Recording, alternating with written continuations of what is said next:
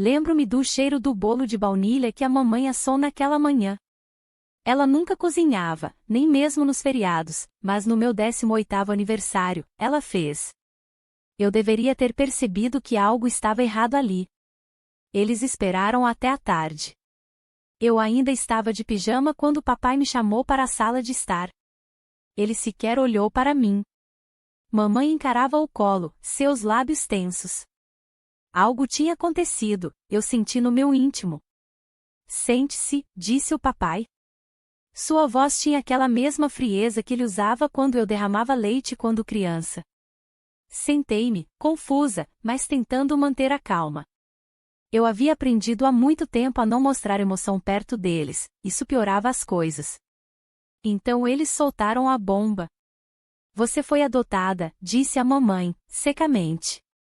Sem emoção, sem lágrimas, apenas fatos. Nós te acolhemos quando você tinha 2 anos, acrescentou o papai.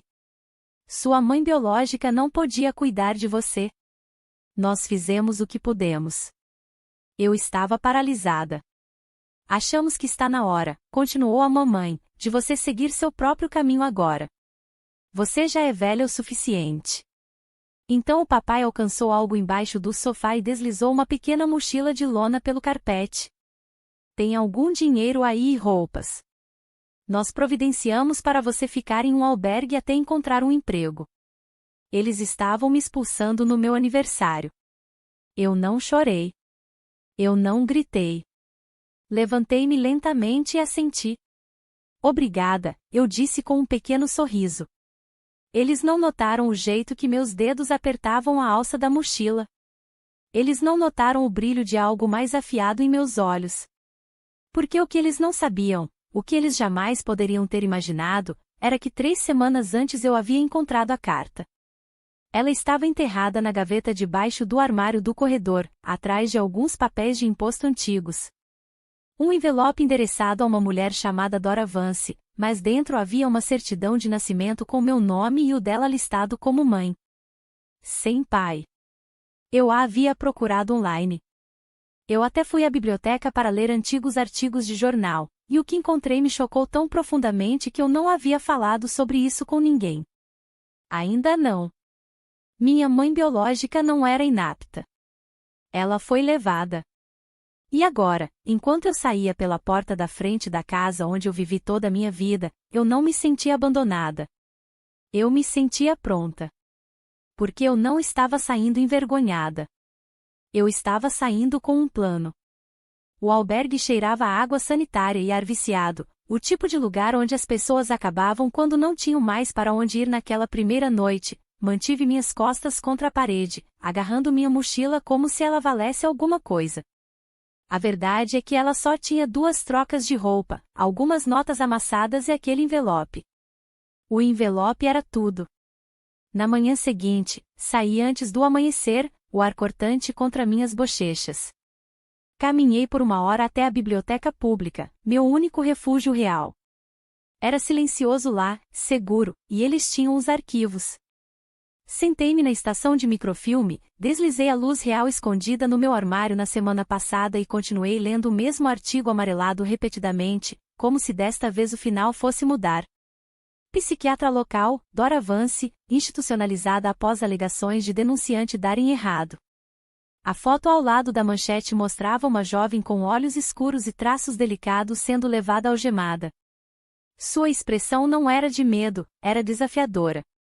O artigo dizia que ela havia acusado um médico local, Dr. Brian Kellner, de experimentação antiética em pacientes mulheres em uma clínica agora extinta.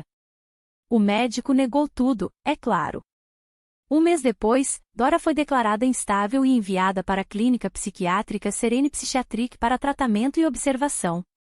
Nenhuma acusação foi apresentada contra o médico, sem acompanhamento, apenas silêncio.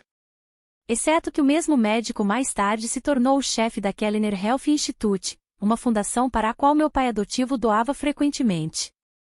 Eu me lembrava de ter visto o nome em cartas pela casa, consideradas como trabalho de caridade. Agora estava começando a se conectar. Imprimi o artigo e o guardei no envelope. A bibliotecária me olhou estranho, talvez porque minhas mãos estivessem tremendo. De volta ao albergue, abri meu caderno e anotei tudo o que sabia. Dora era uma psiquiatra praticante. Ela foi institucionalizada depois de tentar expor um homem poderoso. Ela me deu à luz durante esse período. De alguma forma, acabei sob os cuidados de um casal conectado a esse mesmo homem. Isso não era coincidência. Naquela noite, não consegui dormir. As sombras no teto pareciam muito vivas, muito próximas. Continuei pensando nela. Dora, ela sabia que eu estava aqui? Ela sequer estava viva? Eu precisava de respostas. Eu precisava vê-la, falar com ela, se pudesse. Mas primeiro, eu tinha que descobrir onde ficava a clínica psiquiátrica Serene Psiquiatric agora, se é que ainda existia. Na manhã seguinte, comecei a ligar para os cartórios de registros públicos, departamentos de saúde mental, qualquer um que pudesse saber para onde pacientes anteriores foram transferidos depois que Serene Psiquiatric foi fechada. A maioria nem sabia que existia, mas uma atendente, uma senhora mais velha com uma voz suave, hesitou quando perguntei. Ela disse que me ligaria de volta. 2 horas depois, ela ligou. Há um centro de cuidados de longo prazo em Glenridge, cerca de 3 horas ao norte. Alguns dos pacientes de Serene Psiquiatric foram transferidos para lá silenciosamente no final dos anos 90. Não há uma lista pública, mas posso dizer que alguns deles ainda estão lá. Eu não perguntei como ela sabia. Apenas anotei o nome, Horizon Care Center. Eu tinha um destino agora, mas sem carro, sem dinheiro e sem ideia do que encontraria. Eu não comia há um dia, não porque não pudesse, mas porque não tinha condições. As notas amassadas que meus pais adotivos me deram quase tinham acabado em taxas de albergue e impressão de registros. Cada moeda importava agora, até as presas no fundo das máquinas de venda automática. Sentei-me na calçada perto da biblioteca com meu caderno no colo, tentando calcular. A passagem de ônibus para Glenridge não era muito, mas poderia muito bem ser uma passagem de avião com o que eu tinha. Eu não queria roubar, eu não queria implorar, mas eu queria respostas. A lanchonete do outro lado da rua tinha uma placa de Precisa-se na janela. Hesitei, então atravessei.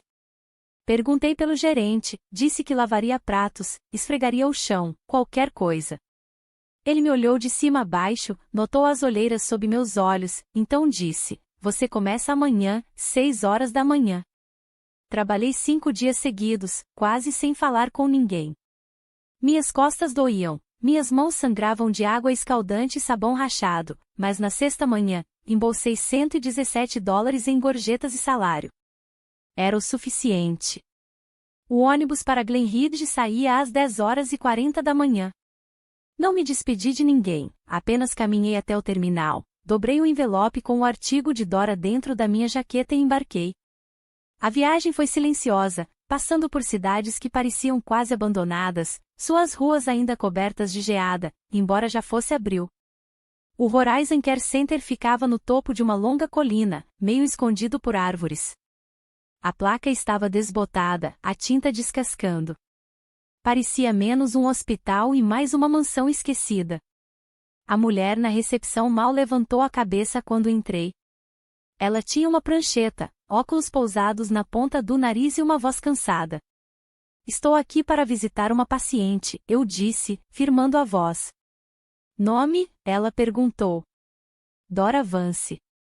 Ela piscou. Relação? Hesitei. Sou filha dela. Ela ergueu os olhos, me estudando por um momento. Ela não recebe visitas. Eu sei, é por isso que estou aqui. Ela pegou o telefone, discou uma linha interna, murmurou algo muito baixo para ouvir, então acenou para mim. No corredor, segunda porta à esquerda, mas seja breve. A porta rangeu ao abrir, como algo saído de um sonho, e lá estava ela. Magra, pálida, cabelos ralos com fios grisalhos, sentada perto de uma janela, as mãos dobradas cuidadosamente no colo. Ela não se virou quando entrei. Dora, eu disse, a voz agora trêmula.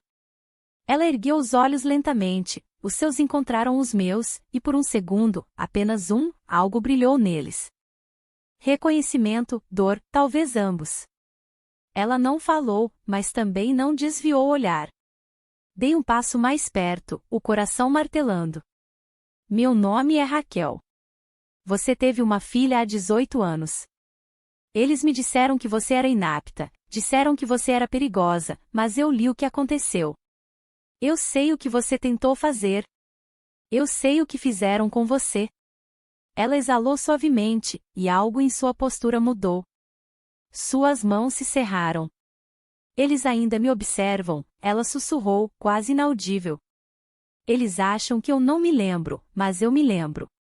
Eu paralisei. Ela se lembrava. Mas quem eram eles? Os olhos de Dora se voltaram para a porta, depois para os cantos do teto. Não havia câmeras que eu pudesse ver, mas ela olhava como se soubesse exatamente onde costumavam estar. Sua voz mal passava de um sussurro quando falou novamente. Eles gravaram nossas sessões de terapia. Disseram que era para pesquisa, mas não era. Era para nos controlar, para construir perfis. Eu ouvi coisas que não deveria. Ela fez uma pausa, agarrando seu pulso fino com a mão oposta, como se estivesse se segurando. Dora, comecei, dando um passo mais perto. Quem são eles? É o Instituto Kellener? Ela piscou rapidamente, o nome parecendo causar uma reação física nela. Ela balançou a cabeça lentamente, mas não como um não, era mais como negação por medo. Seu pai, ela sussurrou, seus olhos não encontrando os meus. Ele não deveria ter te adotado. Ele nem estava na lista de aprovados, mas ele puxou os cordões, fez seu arquivo ser fechado, selado. Eu tentei impedir, mas a essa altura eles já tinham decidido que eu era muito barulhenta, muito perigosa. Meus joelhos ficaram fracos.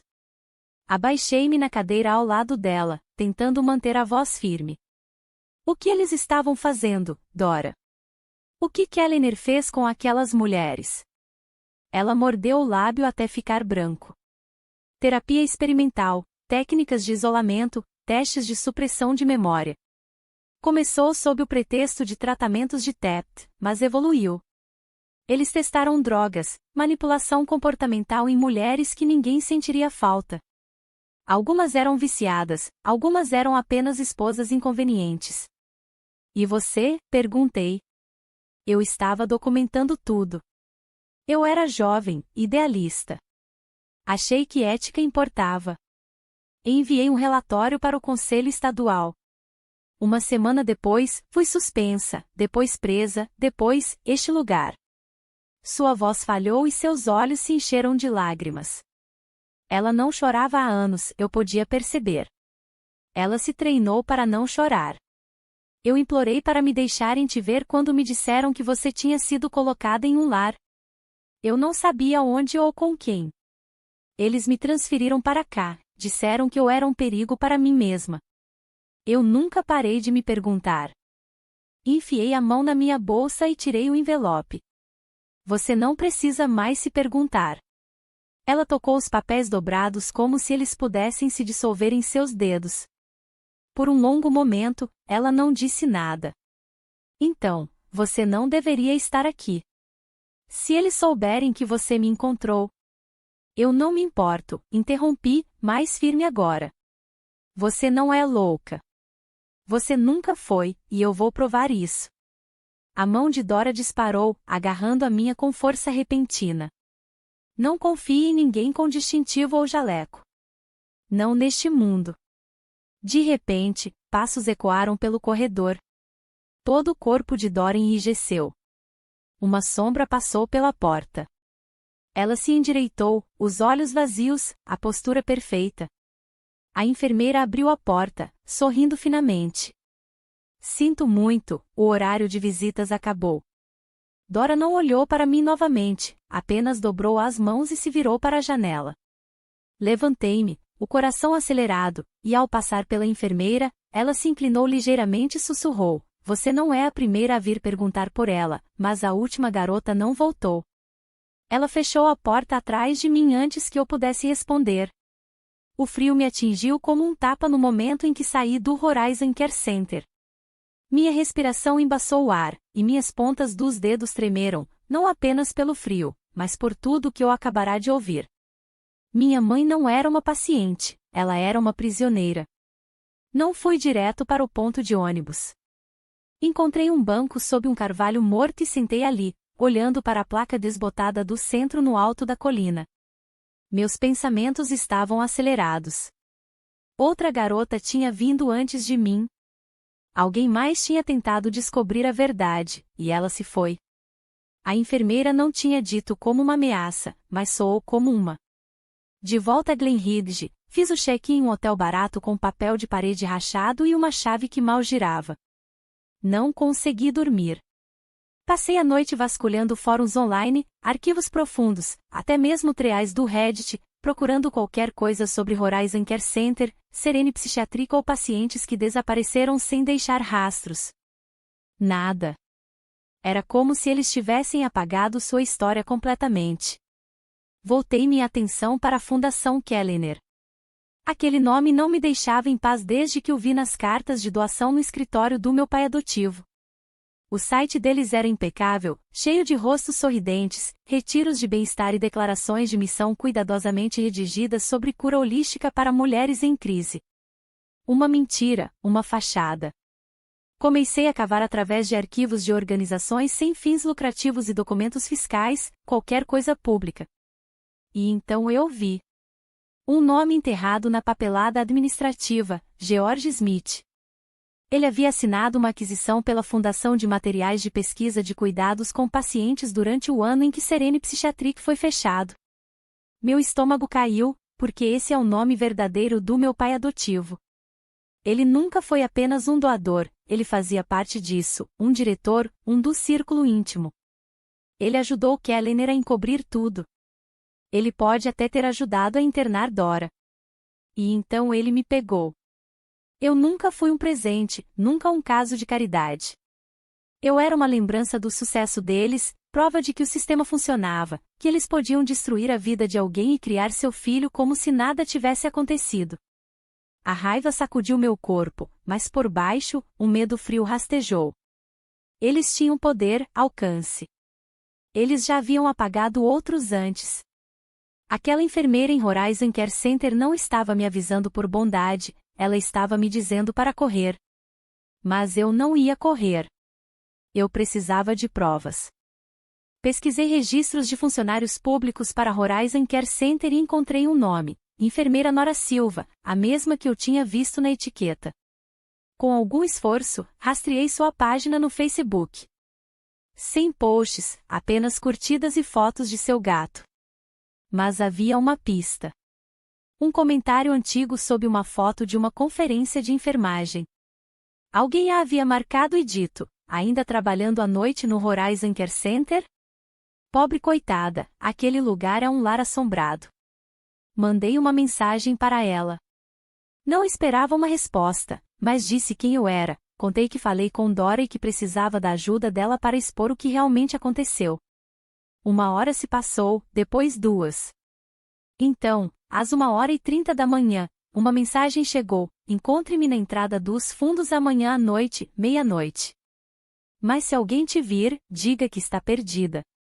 O vento estava cortante naquela noite, atravessando minha jaqueta como se ela não existisse. Meia-noite no Horizon Care Center parecia diferente, como se o próprio prédio estivesse prendendo a respiração. Não havia carros no estacionamento, nem vozes, apenas silêncio e sombras se alongando sob o luar. Segui o caminho de cascalho pela parte de trás, pisando em pedras rachadas e manchas de geada. A porta estava marcada como manutenção apenas. Ela rangeu ao abrir antes que eu pudesse bater. Nora Silva estava ali dentro, ainda com seu uniforme, sua expressão tensa e cansada. De perto, ela parecia mais velha do que eu esperava, não em anos, mas em espera, como se carregasse segredos demais por muito tempo. Você veio, ela disse. Assenti. Eu precisava, ela me fez um sinal para entrar. Mantenha a voz baixa. Algumas das câmeras estão quebradas, mas nem todas. Nós nos movemos rapidamente por um estreito corredor de serviço iluminado por lâmpadas piscando. Ela me levou por uma pequena sala de descanso e para uma antiga sala de arquivos alinhada com armários.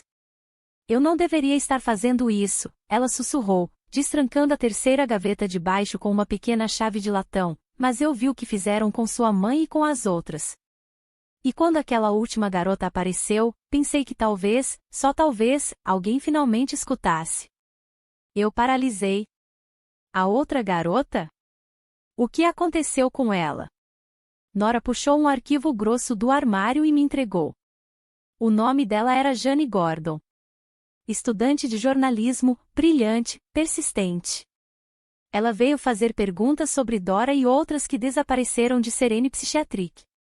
Ela me mostrou documentos judiciais que desenterrou, papéis médicos. Ela estava perto.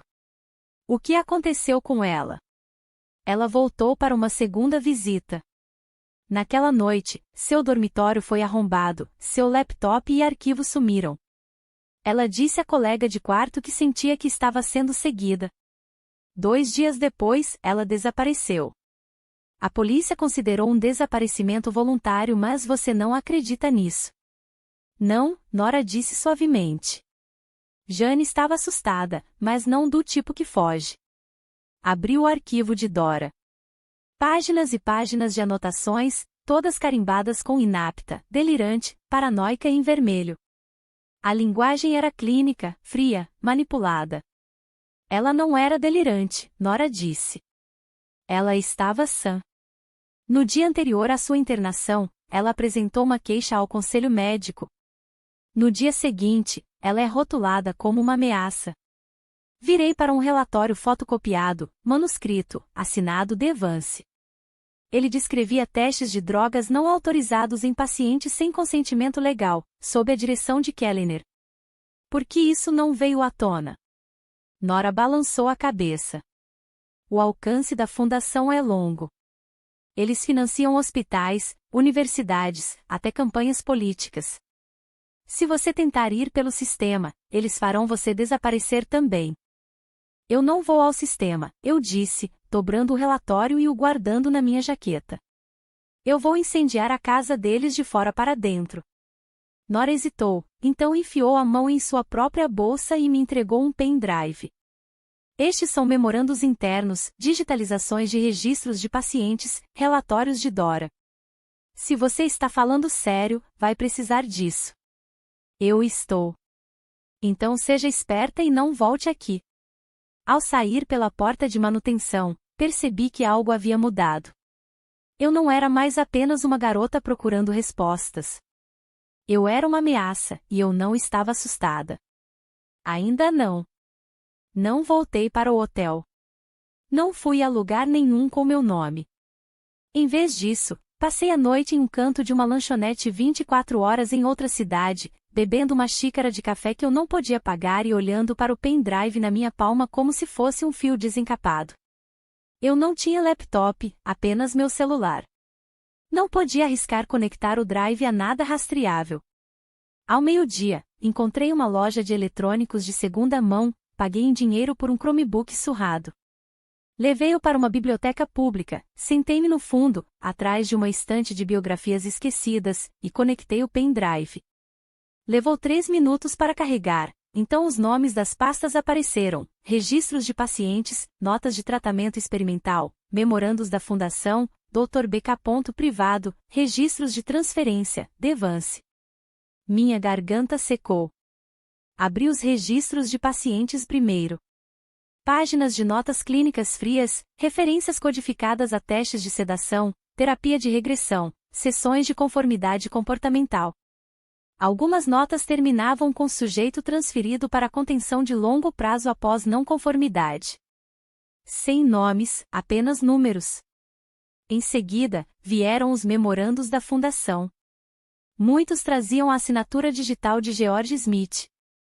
Paciente DV continua sendo uma ameaça à reputação. Recomenda-se confinamento contínuo e status quo. Possível exposição midiática em 2008, sinalizada, tratada. Relatório interno de Gordon sugere violação. Monitorar e escalar. O nome de Jane. Eles sabiam que ela estava investigando. Eles a observaram. Deixaram ela chegar perto, então a apagaram. Minhas mãos tremeram ao abrir a pasta rotulada Dr. BK, vídeos privados. Dezenas. Sem títulos, apenas datas. Cliquei em um de 2005. Um quarto escuro, uma mulher amarrada a uma cadeira, fala arrastada. Um homem fora da tela fazendo perguntas calmas e direcionadas. Você acredita que estamos aqui para machucá-la, Dora? Uma voz familiar, fria, suave. Kellener. Não, ela murmurou. Você me ajudando a esquecer? Bati a tampa com força. Não era terapia, era programação. Eu precisava agir rápido. Entrei em contato com todos os jornalistas independentes que pude encontrar, threads do Reddit, formulários de vazamento anônimos. Até enviei o conteúdo completo do Drive para um e-mail descartável conectado a um podcast que ouvi uma vez sobre denunciantes. A maioria não respondeu, mas um nome me chamou a atenção: Lisa Morrison, ex-repórter investigativa demitida anos atrás por investigar uma história sobre tratamento psiquiátrico antiético em instituições estaduais. O rumor era que ela continuava investigando, mesmo fora do radar. Enviei uma mensagem para ela: tenho provas de experimentos sancionados pelo Estado em mulheres. Tenho nomes, vídeos e acho que uma garota chamada Jane Gordon tentou entrar em contato com você uma vez. Ela desapareceu. Por favor, me ajude. Esperava silêncio, mas uma hora depois ela respondeu: onde você está? Estou esperando por isso há 15 anos. Lisa Morrison não morava em uma cidade. Ela morava em uma pequena cabana no fim do mundo, a 3 horas do Starbucks mais próximo e enterrada sob pinheiros densos como segredos. Sua voz ao telefone tinha sido baixa, direta. Sem nomes, sem placas de carro. Deixe seu celular no porta-luvas. Eu te encontro lá fora. Segui todas as instruções. Quando cheguei, ela já estava esperando na varanda. 50 e poucos anos, olhos penetrantes, pele curtida pelo vento. Ela não sorriu. Dentro, ela se moveu rápido. Sem boas-vindas, sem chá, apenas trancou a porta, pegou um laptop empoeirado e disse: mostre-me. Entreguei-lhe o pendrive. Nenhuma reação enquanto ela rolava pelas pastas, apenas uma respiração lenta e deliberada quando viu o nome Jane Gordon. Ela me ligou uma vez, Lisa murmurou. Me disse que estava assustada, me disse que achava que estava sendo seguida. Eu me ofereci para encontrar, ela desapareceu antes que pudéssemos. Ela fez uma pausa, me olhou. Você não está apenas arriscando sua vida, você está entrando em uma guerra. Essas pessoas acham que já venceram. Eu sei, eu disse, mas eu não vou recuar. Ela abriu um dos memorandos e assentiu. Estes são reais. A linguagem, os cabeçalhos. É assim que a Fundação escreve. Você não poderia falsificar isso. Então ela clicou nos vídeos, assistiu quieta, mandíbula tensa e firme. Isso vai a público. Alguém queima, ela disse finalmente, mas temos que ser espertas. Um movimento errado e você desaparece como Jane, ou pior, como Dora, viva, mas enterrada. Ela se inclinou mais perto, a voz um sussurro. Precisamos tornar isso grande demais para eles conterem. Vamos aliados confiáveis, ex-promotores, redes de denunciantes, e quando soltarmos, soltamos em todos os lugares ao mesmo tempo. Assenti, mas no fundo eu sabia que não estávamos apenas lutando pela verdade, estávamos lutando por Dora, por Jane e pelo que restava da minha própria vida roubada. Lisa agiu rápido. Em 24 horas, o pendrive havia sido duplicado 6 vezes e enviado para 6 pessoas em todo o país, ex-promotores, advogados de direitos humanos, 2 podcasters e uma plataforma subterrânea de denunciantes. Cada pessoa recebeu uma senha separada para desbloqueá-lo, entregue por chamadas criptografadas. É assim que se mata um monstro, disse Lisa. Mate-o de inanição de segredo. Enquanto isso, ela redigiu um relatório abrangente para acompanhar as evidências, ligando tudo. Ela trabalhou a noite toda. Eu mal dormi, mas na manhã seguinte acordei com uma mensagem de voz. Era dele. George Smith. Sua voz estava firme, calma, como sempre fora, controlada, como se já estivesse decidindo o que viria a seguir. Raquel, eu sei o que você tem feito. Eu quero conversar. Você me deve isso. Olhei para o telefone, meu estômago revirou. Eu não lhe devia nada. Lisa ergueu os olhos do laptop. Não vá. Mas eu tinha que ir. Eu precisava olhá-lo nos olhos uma última vez. Nos encontramos em um lugar público, uma antiga estação de trem meio abandonada, câmeras, testemunhas. Mantive distância. Ele usava seu habitual casaco bege e sorriso paternal, como se nada tivesse mudado. Você se tornou uma garota esperta, ele disse. Não é, retruquei. Não finja que me criou por amor. Seu rosto vacilou. Você acha que isso foi simples? Você acha que eu queria isso? Não, eu disse. Acho que você queria controle. Ele fez uma pausa, então deu um pequeno aceno de cabeça. Tudo o que você encontrou é perigoso. Não apenas para mim, para você, para Dora. Se você divulgar, pessoas vão se machucar. Eu sei, eu disse, meus olhos fixos nos dele, e elas já se machucaram. Ele se aproximou. Isso não precisa acabar mal. Você ainda tem tempo de parar. Eu não me movi. Então eu disse baixinho, já está lá fora. Ele ficou imóvel. Seu rosto mudou, a calma se esvaiu, revelando algo mais frio. Isso vai destruir você também, ele disse. Não, sussurrei. Isso vai me libertar. Virei-me e fui embora. Não olhei para trás. A notícia estourou 2 dias depois. Começou com um episódio de podcast, áudio bruto e não filtrado dos vídeos que eu havia recuperado. Então vieram os artigos, os documentos, as digitalizações de arquivos de pacientes falsificados, depoimentos de denunciantes, uma exposição anônima sobre Jane Gordon, citando nomes. E então o vídeo de Dora naquele quarto, sua voz arrastada, seus olhos vazios. As pessoas assistiram, as pessoas ouviram. No final da semana, Serene Psychiatric estava nos Trending Topics. Em 10 dias, o Procurador-Geral do Estado anunciou uma investigação formal. Mandados de intimação foram emitidos. O nome de George Smith apareceu ao lado de Brian Kellner e outros 3 em uma ação coletiva movida por famílias de ex-pacientes. Eu não esperava que o mundo se importasse, mas ele se importou. Eu mantive minha verdadeira mãe protegida, escondida, enquanto a frenesi da mídia aumentava, mas os meus pensamentos nunca deixaram Horizon Care Center. Eu tinha que tirá-la de lá.